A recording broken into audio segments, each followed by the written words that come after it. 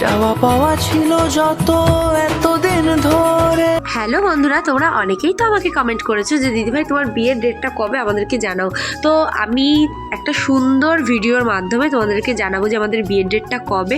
তো সেদিন গেছিলাম আমরা কার্ড চুজ করতে। এখানে তো অনেক কার্ড ছিল এবং অনেক দামি কার্ডও ছিল। আমরা মানে এখানে যে কার্ডগুলো নিয়েছি, এই যে ওখান থেকে পেরে, ওগুলো একটু হাই বাজেটের ছিল, বাট কার্ডগুলো খুবই পছন্দ হয়েছে এবং আমরা নিয়েওছি। তো তোমাদের সঙ্গে একটা সুন্দর ভিডিওর মাধ্যমে তো শেয়ার করব বলেইছি। আর এই কার্ডগুলো খারাপ ছিল না, কিন্তু আমরা এরকম ধরনের কার্ড নিইনি। আমরা এই যে এই একটা কার্ড আর পরে আর একটা কার্ড আছে, এই দুটো কার্ডের মধ্যে যে কোনো একটা নিয়েছি। তোমরা গেস করে বলো আমরা কোনটা নিয়েছি, বাট আমাদের কার্ডটা একটু ডিফারেন্স আছে।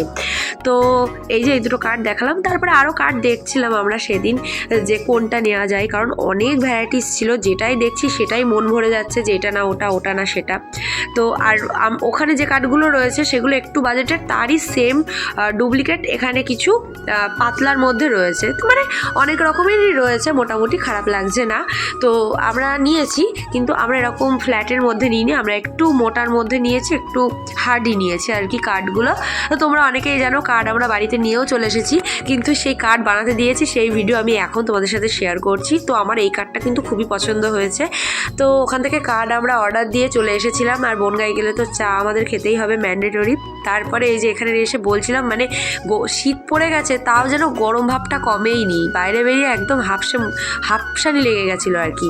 তো এই যে আমরা বসে গেছি চা খেতে। তো দুপুরবেলা তখন চাটা খেলাম, আর আবার চা খেতে কিন্তু বিস্কুট খেতেই হয়। তারপরে ওখানে দেখলাম জয়নগরের মোয়া পাওয়া যাচ্ছে, ওটা তো আমার ভীষণ ফেভারিট।